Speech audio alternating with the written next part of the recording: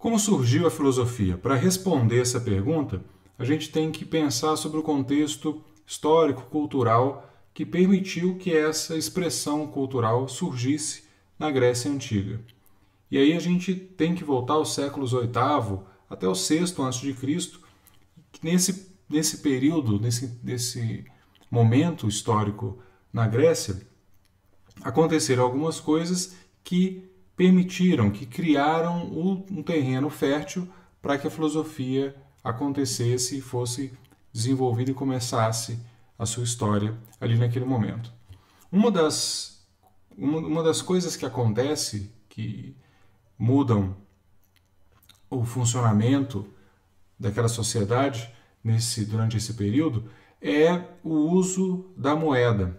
O uso da moeda para as trocas comerciais. Hoje a gente está acostumado com isso e acha que o dinheiro é natural, mas ele é uma invenção humana. E na Grécia ele começa a ser usado mais frequentemente, mais ou menos nesse período. O que o dinheiro tem a ver com isso? O dinheiro tem a ver com uma mentalidade que torna possível depois você ter o pensamento abstrato e ter o tipo de raciocínio que a filosofia precisa dele. Porque com o dinheiro o que acontece? Você passa a ter valores, você passa a ter unidades de equivalência para fazer trocas entre bens que são concretos. No lugar de trocar lã por trigo, você troca lã por dinheiro e depois dinheiro por trigo. Você passa a ter um elemento mediador. E esse elemento mediador, apesar dele ter uma representação concreta, uma moeda, como essa dracma que está aparecendo para vocês aí, o valor não é concreto, o valor é abstrato. É um acordo ali entre as pessoas que gera o valor da moeda, que leva ao fato daquela moeda valer tantos quilos de lã e tantos outros quilos de trigo. Isso é uma abstração, você começa a ter a presença de um elemento mediador, um elemento de abstração no pensamento. Outra coisa também que acontece durante esse período na Grécia, que contribui para o surgimento da filosofia, foi a retomada da palavra escrita, que ela já existia, ela some e depois volta na Grécia. A palavra escrita também tem um valor semelhante ao da moeda, porque a palavra escrita ela também permite um grau de abstração maior, porque você passa a representar as ideias, representar as coisas que existem em palavras, e as palavras também são abstrações, porque as palavras não são as coisas. Se eu falo cachorro, a palavra cachorro que saiu da minha boca não é o animal. Essa palavra representa um animal sobre o qual estou querendo falar. Além disso, a palavra escrita também cria um distanciamento entre as pessoas que é importante para a discussão das ideias. Por quê? A cultura grega ela era uma cultura baseada na autoridade, baseada nos líderes de guerra, etc. E aí é difícil você questionar uma ideia dependendo da pessoa que defende aquela ideia, dependendo do poder que está por trás daquilo. Quando você tem a palavra escrita, existe um distanciamento maior e você pode discutir, você pode conversar e falar sobre aquelas ideias sem necessariamente afetar ou correr riscos por estar desrespeitando uma autoridade. Outra coisa também, outra contribuição da palavra escrita é o fato de que ela costuma persistir, ela costuma durar mais do que a pessoa que escreveu. Então as ideias elas passam a ser registradas e aí os autores eventualmente morrem, mas as ideias registradas ficam e essa discussão pode ser feita ao longo do tempo, independente da presença física ou não da pessoa que teve aquela ideia ali. Então você cria uma cadeia de discussões que perdura, que vai além da vida dos indivíduos,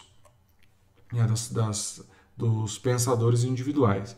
Você tem também, na Grécia Antiga, o surgimento, a elaboração de uma justiça formal. E essa justiça formal também contribui para o surgimento da filosofia, porque com a justiça formal, de novo, você pode discutir e pensar as situações, não com base na autoridade, no poder de quem está falando, mas com base num código de regras que é pretensamente aplicável a várias pessoas e a várias situações. É aquele elemento de A abstração, que a gente já viu na moeda, que tem na palavra escrita, e a justiça formalizada também traz esse elemento de abstração, porque não é mais o caso de discutir o que vai acontecer com fulano ou com Beltrano, dependendo de eu gostar dessas pessoas ou não, do grau de parentesco que elas têm ou não com o rei, etc., mas com as regras que estão escritas, e essas regras valem para mais de uma situação. Então elas também têm, isso aqui também traz um elemento de abstração. Outro elemento que a gente pode elencar como criador desse ambiente propício para a filosofia surgir na Grécia Antiga é a mudança política que traz a palavra, que traz o discurso para o centro das decisões. Então, o uso público da palavra vem como algo que vai criar esse ambiente para a filosofia surgir, porque o uso público da palavra significa que as ideias podem ser discutidas, que as pessoas podem falar sobre essas coisas e questionar as ideias umas das outras, repensar, pensar de novo, discutir, compartilhar aquelas ideias. Então essas quatro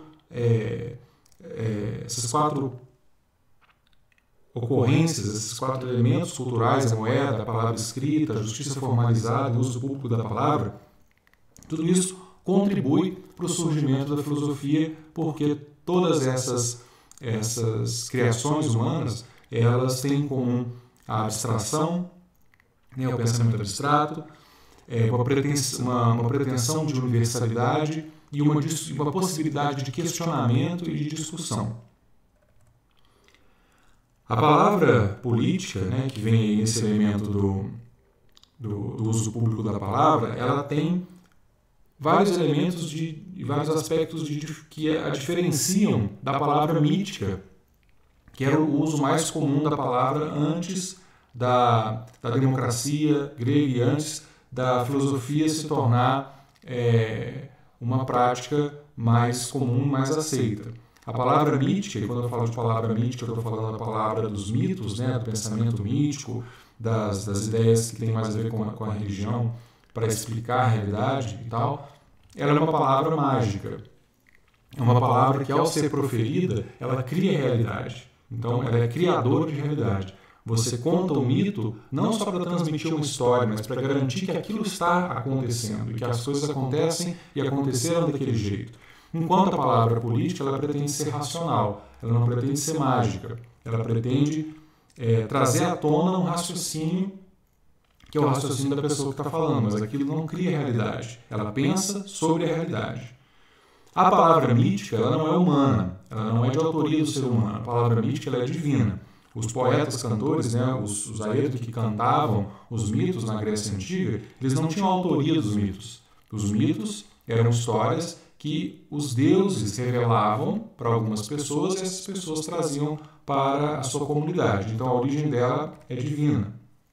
O que também vai afetar o fato de que a palavra mítica não pode ser discutida, você não vai discutir com os deuses. Normalmente quem discute com os deuses leva a pior, a Aracne que o diga. E a palavra política ela é humana. A autoria dela é aquela pessoa que está ali na sua frente conversando com você ou aquela pessoa que escreveu aquela ideia. Então ela é uma pessoa muito mais próxima de você do que um Deus. Então é possível discutir, pensar, se apropriar daquilo. A palavra mítica ela é uma palavra revelada, ou seja, os deuses detêm aquela ideia, aquela narrativa, e os deuses decidem quando vão revelar e quanto vão revelar para as pessoas. Então é algo que o ser humano recebe passivamente dos deuses. Enquanto a palavra política, que é esse uso novo que está surgindo na Grécia nesse momento, ela é uma palavra que não vem por revelação, vem por argumentação, pela prática, por falar, por justificar, por dizer as razões e os motivos daquilo ser de uma determinada maneira e não de outra forma. Então, a palavra política tem mais força se ela é bem argumentada, se a pessoa apresenta bem suas razões, se ela fundamenta bem suas ideias. Enquanto a palavra mítica ela ganha força por ser uma revelação de uma narrativa de ideias que vem da divindade. Mas, apesar de haver essa diferença entre a palavra mítica e a palavra política, existem algumas continuidades na maneira de se pensar a realidade do mito para a filosofia que está nascendo. Tem algumas coisas que são parecidas.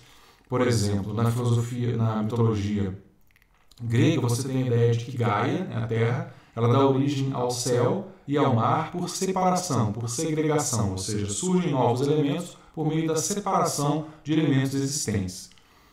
As filosofias da natureza que estão surgindo ali naquele momento vão afirmar que existem seres naturais que surgem pela separação de pares de opostos.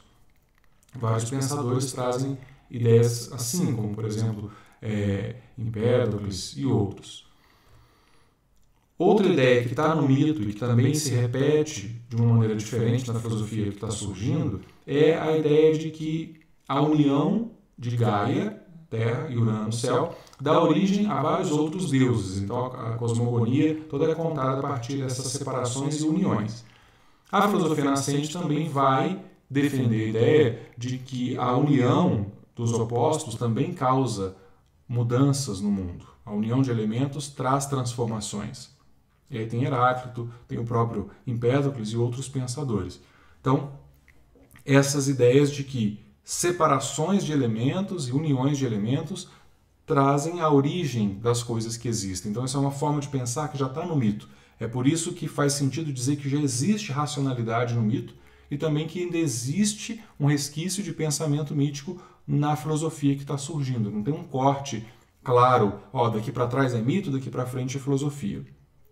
Mas existem sim diferenças, né? O pensamento mítico ele é uma narrativa inquestionável, não se questiona. Aquela história é contada daquele jeito, é para ser daquele jeito porque os deuses contaram e pronto. Você não questiona, né? Enquanto a filosofia ela precisa ser questionada, porque ela traz justamente a discussão e a problematização. Decidir, discutir, definir junto, né? Que é o uso público da palavra na polis, é justamente isso. Discutir e argumentar para decidir junto o que é melhor para aquela comunidade. Então, discutir e problematizar isso é um par essencial para a filosofia. No mito, a verdade é dada. Ela é estabelecida porque os deuses trouxeram daquele jeito. Então, não tem discussão. Aquilo é verdade, pronto. Se está sendo dito, é porque é verdade. Enquanto na filosofia, a verdade é procurada. Existe uma busca pela verdade. Tanto que essa palavra filosofia surge justamente para tentar explicar isso, né? Eu não sou dono da sabedoria, eu quero a sabedoria, então eu vou buscar, eu vou descobrir um jeito de chegar nessa resposta, porque as respostas anteriores não atendem mais.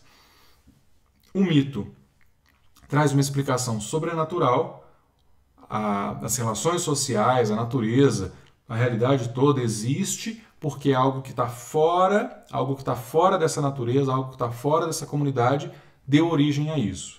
Enquanto, para a filosofia, a busca de uma explicação racional, tentar entender as causas e os motivos disso que está acontecendo por meio de uma explicação racional. Pode ser que isso leve a causas que não façam parte desse mundo material, como a gente vai ver em Platão depois, e mesmo em Aristóteles. Mas a explicação é racional, ela não é sobrenatural, não é uma entidade mítica que cria as coisas mais.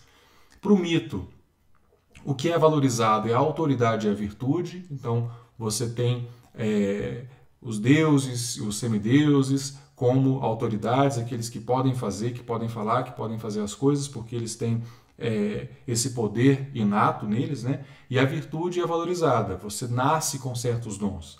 Os semideuses têm a sua excelência explicada justamente pelo fato de eles terem nascido com o sangue dos deuses, né? Então, a virtude.